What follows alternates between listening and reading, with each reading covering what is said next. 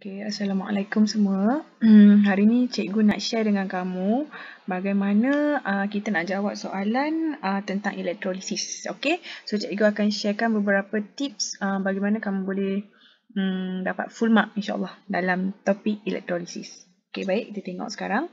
Okay, so yang pertama sekali dalam topik elektrolisis, okay, so biasanya soalan yang akan ditanya kepada kita biasanya adalah tentang maksud. Apa yang dikatakan sebagai maksud? So, maksud ni kita kena bagi penerangan lah. Okay, soalan biasanya dia akan wujud dalam kertas 2. SPM kita kan. Okay, so dia akan tanya apakah yang dimaksudkan dengan proses elektrolisis. So, kamu kena sertakan 2 poin di sini yang mesti ada. Okay, so poin yang pertama adalah penguraian sebatian kimia kepada juzuk-juzuknya. Okey, dengan menggunakan tenaga elektrik. Baru kamu layak untuk dapat 2 markah. Atau lebih kejam, mereka akan bagi je 1 markah. Makanya, kedua-dua poin ini mesti ada dalam jawapan kamu. Okey, penguraian sebatian kimia kepada juzuk-juzuknya.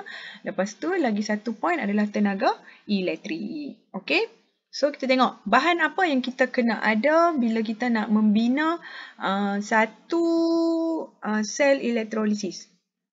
Okay, yang pertama yang kita kena ada adalah bateri. Okay, so tengok di sini.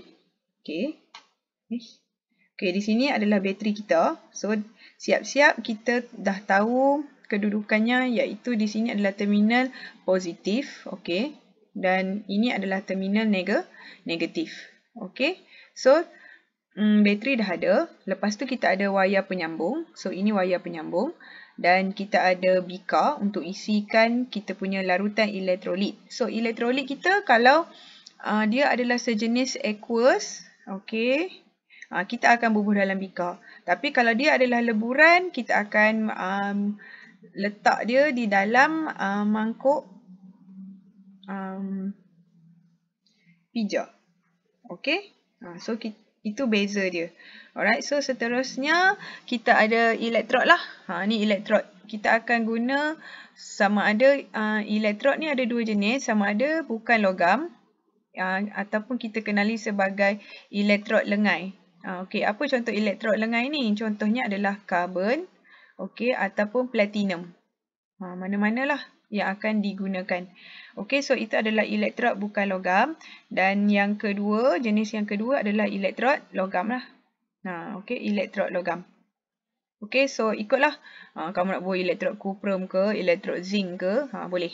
Okay, so itu adalah elektrod jenis logam. So, dalam gambar rajah yang ditunjukkan kepada kita, ini adalah elektrod jenis bukan logam. Okay, kita gunakan elektrod karbon lah. Okay, so dah cukup semua bahan-bahan ini. Okay, bila anda lukis mesti apa? Ada markah ya untuk bahagian orang kata kalau soalannya suruh lukis. Okay, so pemarkahannya biasanya soalan lukis ni dia akan bagi kita 2 markah. Yang pertama, anda kena ada semua ni lah. Semua alat dan juga bahan. Okay, bahan. Okay, yang kedua mesti berfungsi. Okay, untuk semua alat dan bahan tadi tu mesti label. So, mesti berfungsi. Okay, so gambar rajah ni berfungsi lah. So, anda layak untuk dapat 2 markah sekiranya soalan minta anda untuk lukis satu sel elektrolisis. Okay, so di sini untuk elektrolisis ni, apa yang dikatakan sebagai berfungsi? Kita akan lihat kepada elektrod kita. Kalau dia mestilah 3/4 terendam di dalam kita punya elektrolit. Okay, kamu tak bolehlah buat elektrod kamu katot sampai sini je kan. So nanti kiranya elektrolisis kamu tu tak boleh berjalan dengan lancar lah. Okay, alright. So itu adalah bahan yang kita kena ada bila kita nak bina sel elektrolisis. Okay, next. Seterusnya, okay. Dalam sel elektrolisis ni, kita ada satu confusing what we call istilah yang sangat confuse. Okay, so iaitu adalah tentang nyah cas. Kamu kena faham. Nyah cas ni maksudnya kita nak hilang cas. Okey, cas ada dua jenis, betul tak? Kita ada cas positif, okey, dan juga kita ada cas negatif. Okey, so bagaimana cara nak hilangkan? So ini adalah cara untuk kita hilangkan cas. Atau dalam soalan akan kata tuliskan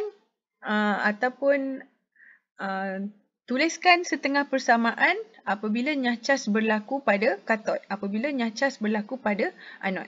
Okey, so inilah kita kena ingat. So anod akan sentiasa singkirkan elektron dan katod akan terima elektron. Okey, so dalam elektrolisis. So apa nyah cas maksudnya kita nak hilang cas. Bagaimana cara dia? Dengan cara singkir ataupun terima elektron. Okey, dapat ya? So, istilah penting kita kena faham dan sangat confuse adalah sebenarnya nyah cas. So, biasanya pelajar akan ingat hilang elektron. Sebenarnya bukan hanya hilang elektron. Kita nak hilangkan cas. So, cas ada dua jenis, cas positif dan cas negatif. Okey?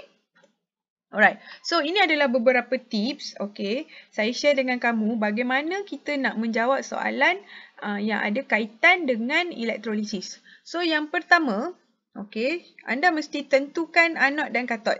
Maknanya anda kena tentukan terminal negatif dan positif. So bagaimana cara dia? Cara dia adalah dengan kedudukan bateri lah.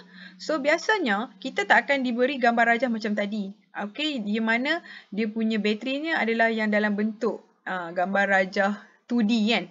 Okey, so dia akan beri dalam bentuk simbol. So simbol bateri adalah seperti ini. So yang panjang adalah positif, terminal positif, dan yang pendek ini pula menunjukkan terminal negatif. Okey, so positif, kalau terminal positif, okey, dia dikenali sebagai anod dalam elektrolisis. Kalau terminal negatif, okey, dia dikenali sebagai katod. So first step, anda mesti tentukan kedudukan anod dan katod. Cara dia bagaimana? Adalah dengan menentukan kedudukan bateri. Okey, and then yang kedua, kita mesti listkan. Kita mesti senaraikan semua ion yang ada. Ion ada dua jenis. Okey, kita ada anion dan juga cation pula. Okey, anion negatif, cation positif. Okey, suka saya nak ingatkan di sini, kalau leburan, okey, sebab since ion ni dia berasal daripada elektrolit, betul tak? So elektrolit ni sama ada wujud dalam bentuk leburan ataupun aqueous. Okey, so bila leburan hanya ion pada formula kimia sahaja yang ada. Maknanya hanya ion pada sebatian kimia kita je. Faham tak? Okey, so contohnya saya bagi katakanlah leburan plumbum 2 bromida. So bermakna ion yang ada adalah plumbum 2 tambah dengan ion bromida lah. Okey, so itu hanya pada leburan. Tetapi kalau diberi kita, ion kan berasal pada elektrolit. Dia kata larutan aqueous. Okey, ataupun larutan sahaja. So bermakna selain daripada ion yang ada pada formula kimia kita tu, okey, kita akan ada ekstra dua lagi, iaitu ion hidrogen dan juga ion hidroksida. Sebab aqueous ni bermakna kita dah cair, kita ada air. So kita akan ada ekstra, iaitu H+ dan OH tolak. Okey, so itu bagaimana cara kita nak listkan semua ion yang mungkin ada. So list semua ion asalnya adalah daripada kita punya elektrolit. Okey, so next, yang ketiga, anda mesti ada kemahiran boleh tulis persamaan setengah ion. Di sini kita akan tengok nyah cas. Okey, bila kita ada nyah cas, dan baru kita boleh semak apa pemerhatian yang kita dapat. Okey, So, ini adalah tips untuk menjawab soalan elektrolisis. Saya ulang, yang pertama tentukan anod atau katot. Caranya adalah dengan menentukan kedudukan bateri. Yang kedua, kita mesti listkan semua ion yang mungkin ada. So, caranya bagaimana? Anda kena tengok elektrolit yang diberi kepada kita. Cek juga sama ada dia dalam keadaan leburan ataupun larutan aqueous. Okey, yang ketiga, anda mesti boleh buat persamaan setengah ion. Okey, sebab apa? Di sini kita nak tengok proses nyah cas dia. Okey, dan seterusnya anda kena tentukan pemerhatian. Okey, jom kita bincang dengan lebih mendalam. Okey, so di sini kalau anda lihat sebenarnya faktor yang mempengaruhi elektrolisis ni kita ada lebih kurang 3. So yang paling biasa sekiranya tidak diberitahu kepada anda sebarang spesifik lah. So biasanya kita akan tentukan elektrolisis ni berdasarkan SEK. Okey, apa itu SEK? Iaitu siri elektrokimia, di mana saintis ataupun kemis dia telah wujudkan satu siri elektrokimia iaitu bermula dengan ion kalium dan berakhir ion argentum. Yang ni untuk cation kalau kamu tengok gambar rajah ni, sebelah kiri ni adalah iaitu untuk cation dan sebelah kanan adalah anion. Okey, so bermula dengan ion fluorida dan berakhir dengan ion hidroksida. Okey, so cara kita nak faham SEK ni, so semakin bawah kedudukannya, lebih mudah untuk kita nyah cas. Bermakna dia akan ada competition, akan ada kompetitor. Kan kita dah listkan elektron kan, so kita akan tengok yang mana akan terpilih untuk kita nyah caskan. Apa maksudnya cas tadi? Adalah untuk menghilangkan cas. Proses dia apa? Proses dia sama ada kita nak derma ataupun kita nak terima elektron. Okey, so di sini cikgu sertakan akronim. Okey, bagaimana kamu nak ingat siri elektrokimia? So, senang saja. Kalau nak kahwin, mesti ada zakat fitrah supaya perkahwinan kekal aman.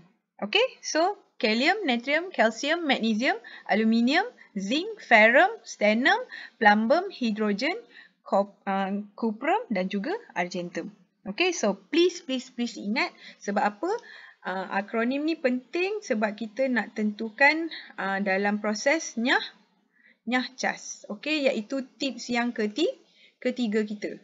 Sebab kita nak buat apa? Kita nak buat what we call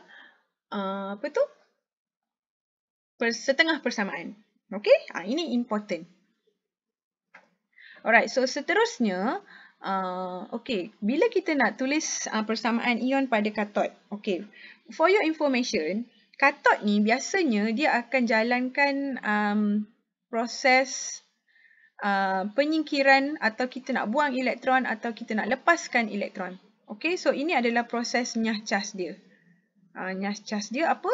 Nak lepaskan, nak singkirkan, nak buangkan elektron. So, cara nak ingat, okay, how to remember, how to write setengah persamaan ion pada katot. Okay, senang saja. Elektron love positif. Macam mana nak apply? Okay, so let's say saya ada ion cuprum 2, okay, berubah menjadi pepejal cuprum. Okay, so persoalannya, okay, the very first step, okay, awak kena check di bahagian berapa bilangan dia. Sama kan? 1 sahaja. Okay, so check. So mereka dah seimbang dari segi bilangan. So yang kedua, kita nak tulis elektron. Adakah di sebelah kiri ataupun sebelah kanan?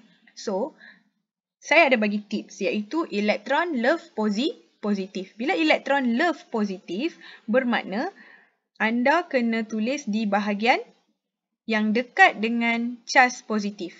So, elektron di sini. Okay. So, elektron love positif. Okay, so 2 elektron lah. Macam tu. Okay, so this is how you write persamaan setengah ion pada katot. Okay. Alright, so cara nak ingat elektron love positif. Okey. Seterusnya, okey, bagaimana kita nak tulis persamaan ion pada anod? So, biasanya anod ni dia special. Okey, macam tadi, okey, kalau katod ni, pada bahagian katod, okey, biasanya kalau menurut faktor yang kita gunakan untuk singkir ion pada katod, biasanya kita akan ambil SEK sahaja. So, katod kita akan tengok pada SEK sahaja. So, siapa yang duduk lebih bawah, lebih senang untuk kita nyah cas. Yang itulah ion yang akan terpilih untuk kita nyah cas. So, very simple, kita akan guna SEK pada katod. Tetapi, pada ion, pada anod, biasanya bila kita nak singkirkan atau kita nak nyah caskan, kita akan depends juga kepada 3 faktor. So, macam biasa, memang kita akan tengok SEK, iaitu pada bahagian anion kita tadi tu, yang bermula dengan ion fluorida dan berakhir dengan ion hydroksida. Okey, ni nanti anda selesaikan. Okey, so yang kedua, kita akan tengok jenis elektron. So, jenis elektron, okey, saya akan bincang dengan lebih ni adalah bukan logam. Okey, di mana bukan logam tadi saya kata terdiri daripada karbon dan juga apa? Mungkin platinum. So, kita nak tengoklah kalau logam dia akan berikan ion yang lain. Kalau bukan logam, juga ion yang lain. So, biasanya ini kalau yang normal adalah karbon ataupun platinum. Kita akan gunakan elektrod bukan logam. Dan seterusnya, yang ni barulah speciality dan hanya berlaku pada anod. Okey, so di mana kalau anod, okey, anion ke kation yang akan tertarik? Anion lah. Okey, so anod akan tarik anion. Kita akan semak ke pekatan. Pekat. Apa yang dikatakan pekat? 1 molariti ke atas. 1, 2, 3. Okey, biasanya 1 atau 2 lah. So, kita akan, bila dia pekat, kita akan semak CBI. Apa benda CBI ni? Sama ada ion klorin, bromin ataupun ion iodin. Okey, so kita akan semak ketiga-tiga ion yang mungkin hadir tadi. Sebab tu penting untuk step yang kedua, untuk kita listkan semua ion yang mungkin ada dalam kita punya elektrolit tadi. Sebab kalau dia mention pekat, okey, kita kena semak sama ada dia ada tak CBI tadi, klorin, bromin dan iodin. Kalau ada, mereka inilah yang akan terpilih untuk kita singkirkan. Okey, kalau pekat, kita akan singkirkan kalau kita rujuk SEK ni yang mana berada atas daripada hidroksida lah biasanya. Okey, so biasanya kita akan guna CBI lah, klorin, bromin ataupun iodin. Kalau cair, kita akan pilih balik hidroksida contoh. Okey, so kalau cair ni dia punya nilai dia berapa? 0.1, 0.005. Macam tu lah. Alright, so walau bagaimanapun kena buat kalau dari segi faktor kepekatan ni, anda kena buat logiknya lah. Contohlah kalau dia bagi 0.1 dengan 0.0001, bermakna yang ni 0.1 ni consider pekat lah, 0.01 ni dikonsider sebagai cair. Okay, so itu yang saya nak tekankan. Alright, so mesti ingat elektron hits negatif. Okay, so biasanya dan juga ada 5 jenis ion ataupun atom yang mesti kita tulis dalam bentuk dui atom. Okey, contohnya oksigen, hidrogen, okey, klorin, bromin dan juga iodin. Okey, so ini mesti ditulis dalam dui atom. Oh, CBI. Okey, so bagaimana kita nak tulis setengah persamaan ion pada anod? Okey, so contohnya kita ambil bab kepekatan. Di mana contoh, kalau saya ada anion OH, hidroksida dan juga klorida. So, since dia pekat, so saya akan pilih Cl lah. Okey, so Cl akan berubah menjadi dui atom, iaitu gas klorin. Okey, ingat tadi macam mana kita nak letakkan elektron dia tu? Elektron hits negatif. Tak nak duduk kat sini bermakna dia akan duduk di bahagian Belakang. Okay, so sini 2, sini 1. So kita letak kat sini 2. 2. Okay, boleh. Alright, so itu adalah bagaimana kita nak tulis setengah persamaan ion pada anod. Ada beberapa benda yang kamu kena consider. Okay, whether kalau dia tak serta kat apa-apa, kita terus rujuk SEK. Kalau jenis elektrod, kita tengok sama ada elektrod logam dua-duanya ke atau bukan logam ke. Okay, dan yang ketiga adalah kepekatan. So, kalau pekat, tengok ada tak CBI, klorin, bromin atau iodine. Okay, so remember, elektron hits negatif. Dia tak nak duduk dengan negatif, so dia mesti duduk di menjauhi negatif. Okay. Alright. Okay. Alright, so ini adalah tips. Okay, saya nak bincangkan dari segi pemerhatian. So, bagaimana kita nak buat pemerhatian? So, tips dia ada 3 sebenarnya. Okay, kita akan tentukan berdasarkan adakah atom yang terhasil, adakah molekul yang terhasil, ataupun ion yang terhasil. Okay, so kita back kepada sebelum ni. Cik, anda tengok di sini. Kalau di sini, yang terhasil adalah molekul. Betul tak? So, bila molekul bermakna, okay, jika ia molekul, maknanya kita akan perhatikan gelembung gas. So, di sini, gas apa yang kita hasilkan? Gas klorida. So, bermakna gas kuning kehijauan yang akan terhasil. Kalau dia hasilkan gelembung gas tidak berwarna, maknanya oksigen lah. Okay. Alright. So, kalau atom. Okay, so kalau atom kita tengok dekat kita punya ni elektron love positif kan. Kita akan hasilkan atom. Sebab apa? Dia satu, iaitu dalam bentuk pepejal lagi kan. So, bila dia satu, dia dalam bentuk atom, bermakna, okay, lihat. Kalau atom, kita mesti hasilkan pepejal berwarna. Macam tadi, kuprum. So, warna apa? Warna perang yang akan terenap di katod. Katod akan menjadi tebal. Sertakan. Okay, so again, dia sangat berkait dengan tips nombor 3. So, dia punya hearts adalah persamaan ion tadi tu. Okay, so kalau dia ion, so kita akan dapat baliklah elektrod apa. Elektrod kuprum menipis ke, contoh. Okay. Alright, so itu adalah beberapa tips yang saya share dengan kamu. Harap kamu boleh gunakan. InsyaAllah boleh berjaya jawab soalan berkaitan dengan elektrolisis dengan baik. Okey, jom kita cuba jawab satu contoh. Okey, so diberi dekat kita adalah satu sel elektrolisis yang melibatkan larutan kuprum 2 sulfat. Okey, so anda ingat bagaimana cara kita nak selesaikan sel elektrolisis kita ni? So, yang pertama sekali kita kena buat apa? Tentukan anod, katod. Okey, tak apa. Anda tak baca soalan lagi pun, anda tengok gambar aja, anda buat dulu step ni. Okey, insya-Allah soalan-soalan di bawah tu mesti ada kaitan. Okey, so tentu anod katod. So kita nak tengok berdasarkan kedudukan bateri. So ini adalah positif dan ini adalah negatif. So positif ini bermakna anod dan ini adalah katod. Okey, check tips yang pertama. Okey, tips yang kedua, kita nak list semua ion.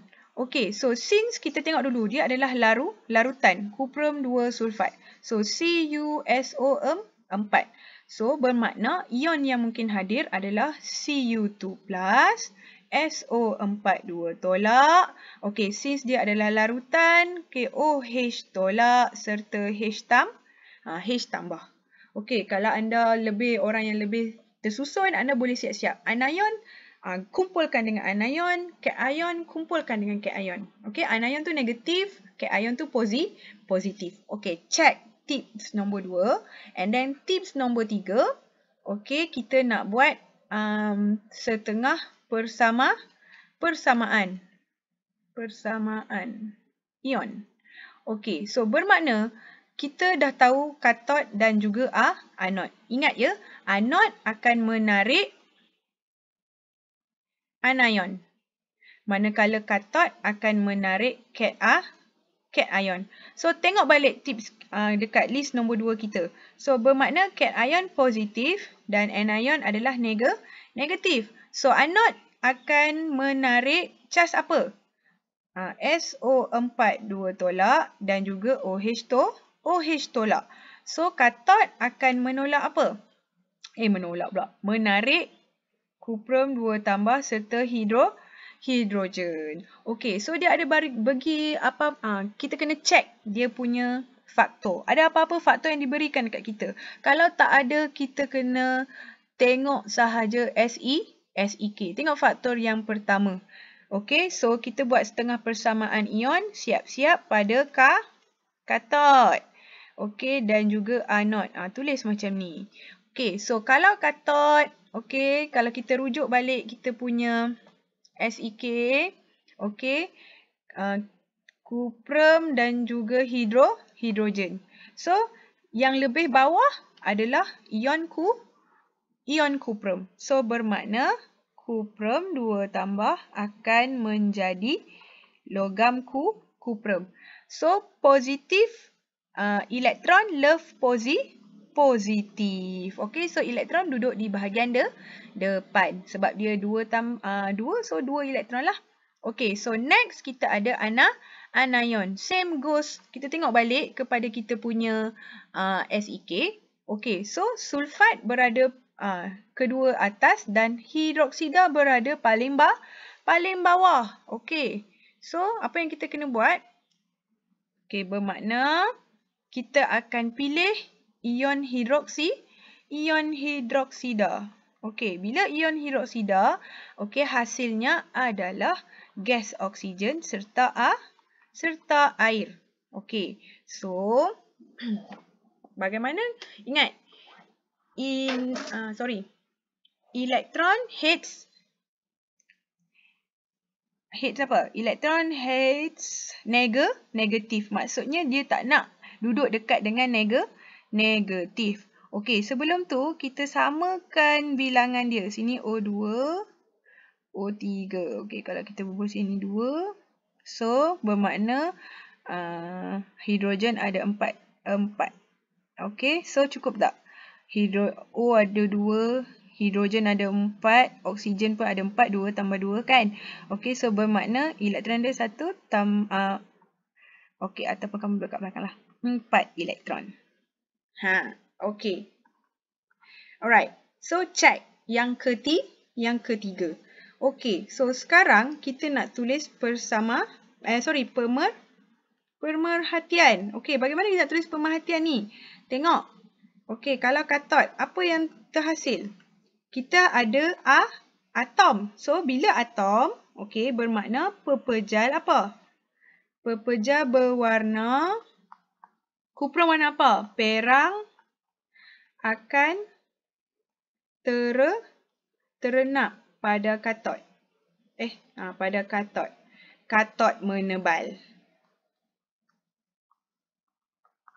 Okey, kalau anod? Okey. Ini apa? Ingat tak tadi? OCBI. So, semuanya dalam bentuk dui atom. Betul tak? So, kita dapat gas oksigen. So, ini adalah molekul. So, bila molekul bermakna kita akan dapat gelembung. Gelembung gas tidak berwarna.